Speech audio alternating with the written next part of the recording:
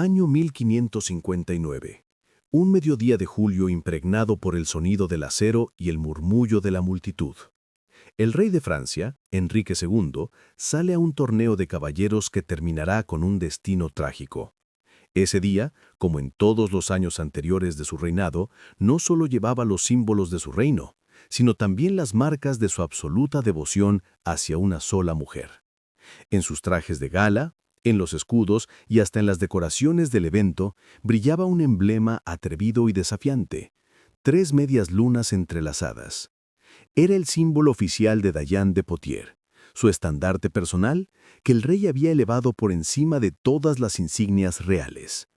Las iniciales D y H, Diane y Henri, estaban entrelazadas en un monograma inseparable, decorando los muros de los castillos, los arcos de entrada reales y hasta las cúpulas de los palacios.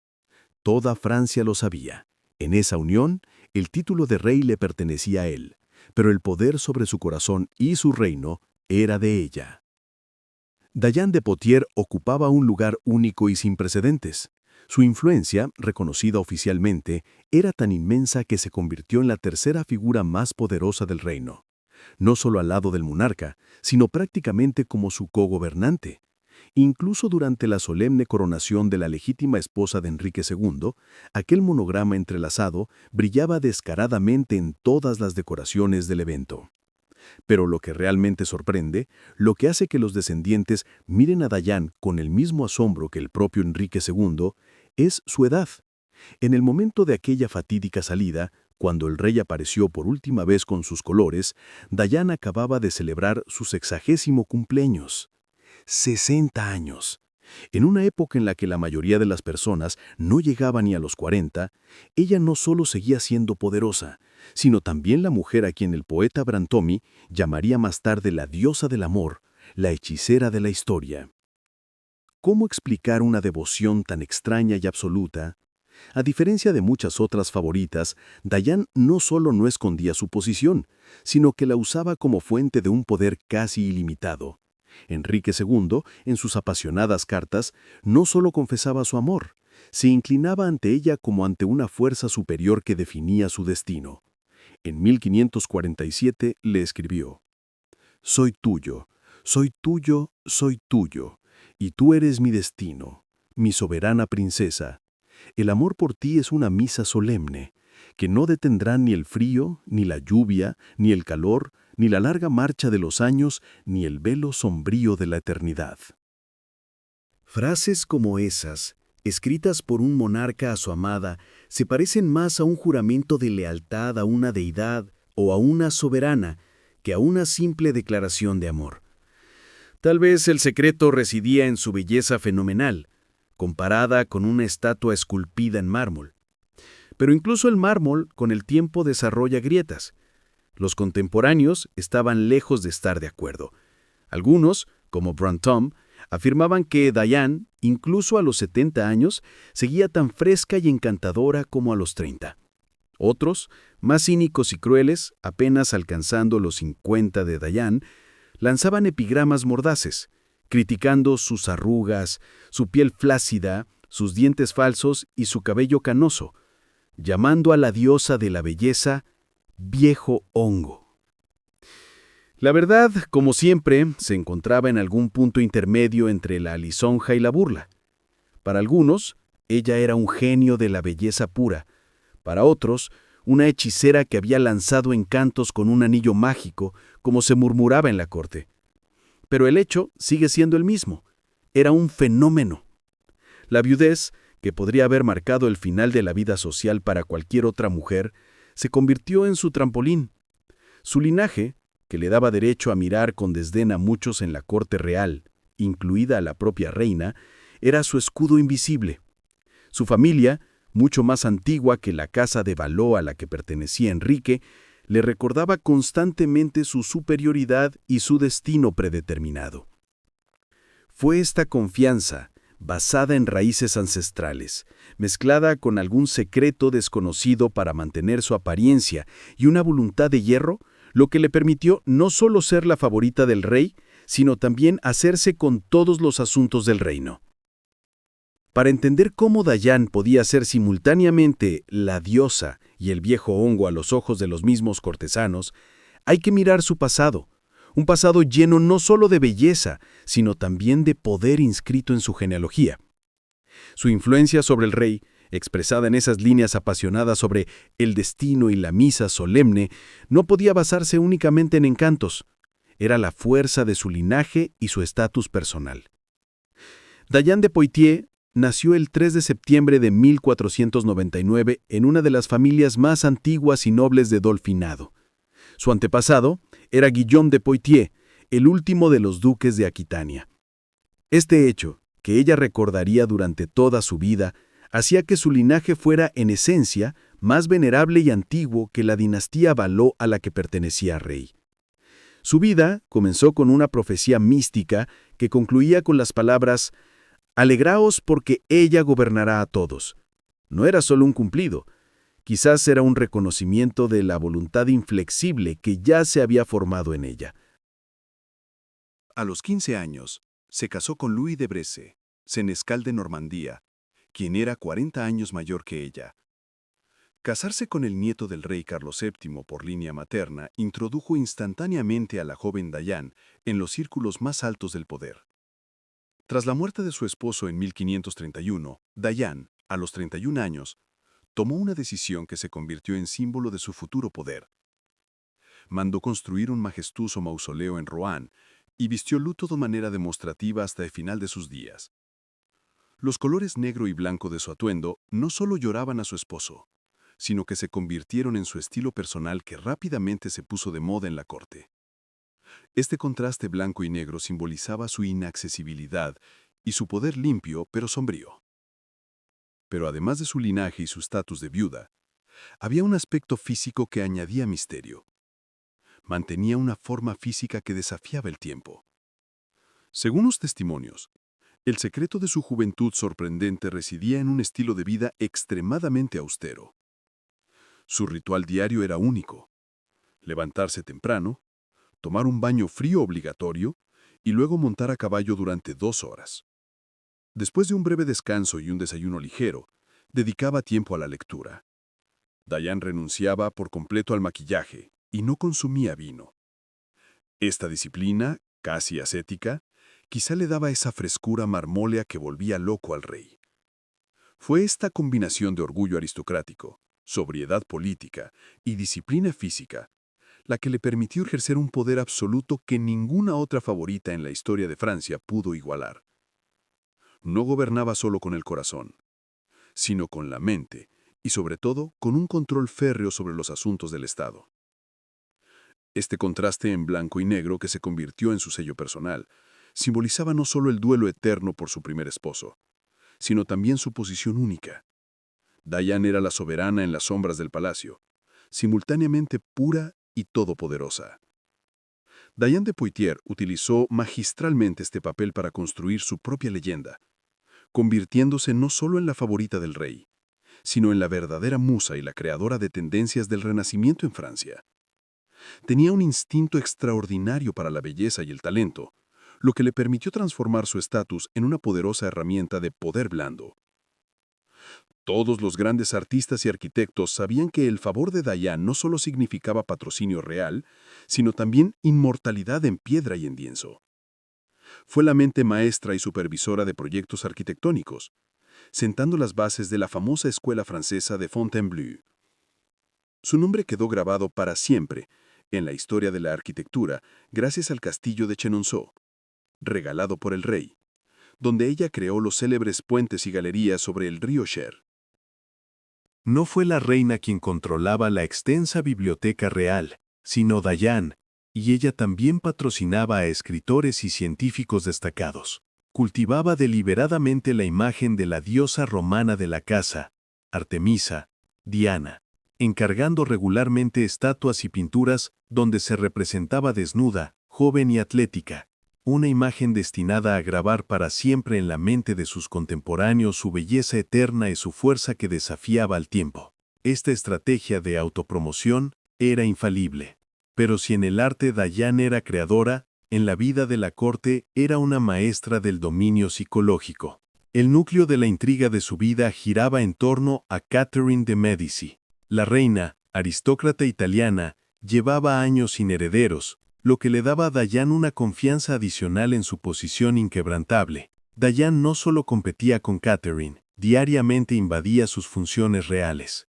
La favorita, y no la esposa, recibía a los embajadores extranjeros, leía sus informes, dictaba respuestas e influía en todos los nombramientos del reino. La manifestación más cínica de esta lucha fue que Diane prácticamente asumió la educación y crianza de los hijos reales, incluido el futuro rey. Controlaba su entorno, sus horarios, sus tutores. Esto era una humillación pública que socavaba el papel de Catherine como madre y reina. Diane también era una brillante financiera y emprendedora. Su enorme fortuna personal no era solo gasto, sino que se multiplicaba gracias a la gestión inteligente de extensas propiedades, títulos e ingresos fiscales otorgados por el rey. Su astucia financiera le permitía actuar independientemente del sistema de tesorería de la corte, reforzando aún más su autonomía política. No era solo la amante del rey, sino su socia financiera y política, lo que la hacía prácticamente intocable en el torbellino de intrigas palaciegas. Este equilibrio diario entre el papel de mecena social, ministra de finanzas de facto y reina en la sombra, creó a su alrededor un aura de omnipotencia que incluso los nobles más influyentes no se atrevían a desafiar. Era la encarnación viviente de la profecía que la destinaba a gobernar sobre todos. Esta mezcla única de disciplina personal, superioridad aristocrática ancestral y un instinto político impecable, de la que acabamos de hablar, llevó a Diane a un dominio absoluto y sin precedentes sobre Francia. Los historiadores destacan que ninguna mujer en una posición similar logró jamás un impacto tan completo y absoluto sobre un monarca y mucho menos convencer a gobernantes extranjeros de su omnipotencia. Bajo Enrique II, Diane de Poitiers de facto controlaba todos los asuntos clave del reino. Su portafolio político era amplio y abierto. Los embajadores de las potencias europeas enviaban su correspondencia oficial directamente a ella, evitando los canales habituales. Incluso se comunicaba con el propio Papa. El rey no tomaba decisiones ni firmaba nada sin su consejo previo y obligatorio. Enrique II no solo la amaba, confiaba plenamente en ella en todo lo relacionado con el gobierno del país. Este poder no era solo en la sombra, estaba públicamente reconocido y respaldado. En 1548, Enrique II le otorgó el alto título de Condesa de Valentinois, y apenas 5 años después la nombró también Condesa de Étampes. La cúspide de la generosidad real fue un regalo que se convirtió en símbolo tangible de su poder. Uno de los castillos más bellos de Francia, Chenonceau, que se extendía pintorescamente sobre el río Cher. Sin embargo, en todo el esplendor de su fama y lujo, permanecía la reina legítima, Catherine de Medici, obligada a soportar esta humillación abierta y cotidiana. Sus sentimientos eran amargos y claros. Ella compartía su dolor diciendo: «Recibí cordialmente a Madame de Valentinois porque el rey me obligaba a hacerlo, y al mismo tiempo siempre le hacía sentir que lo hacía con el mayor pesar, porque ninguna esposa que ama a su marido puede amar a quien ocupa su lugar, por muy penoso que sea para alguien de nuestra posición decir palabras así». Este odio contenido pero ardiente, nacido del ultraje público a su dignidad, creó una tensión insoportable dentro de los muros del palacio. Una tensión que, como veremos pronto, estaba lista para estallar en cualquier momento.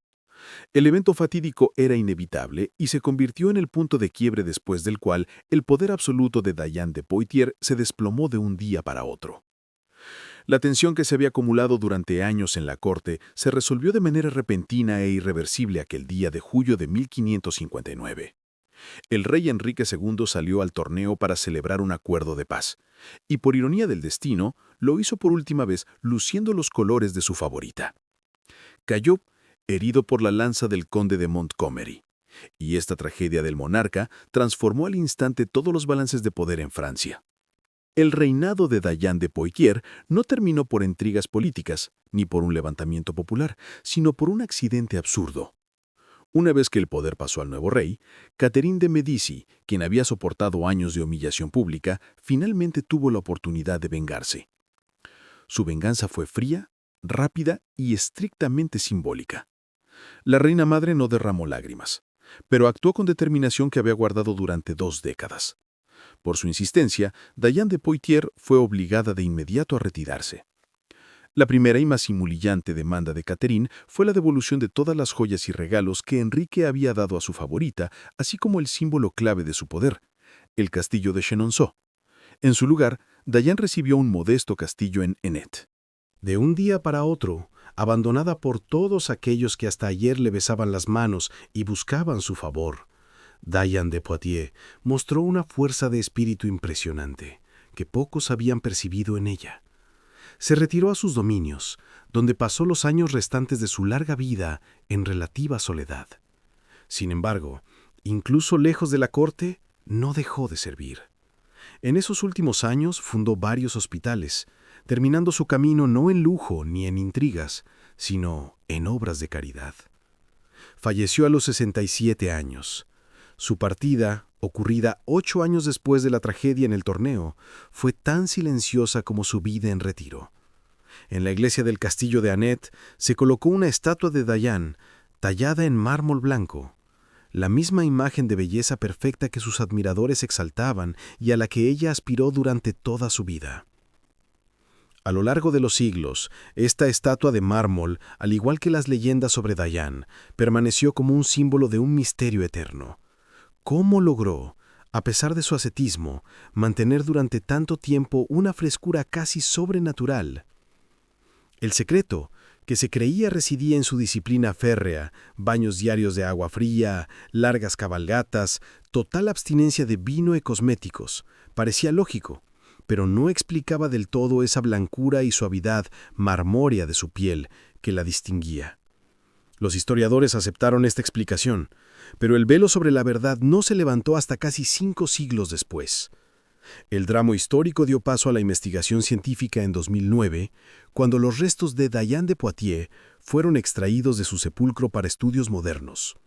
Este paso tenía como objetivo confirmar o refutar definitivamente todos los rumores sobre su apariencia y régimen de vida.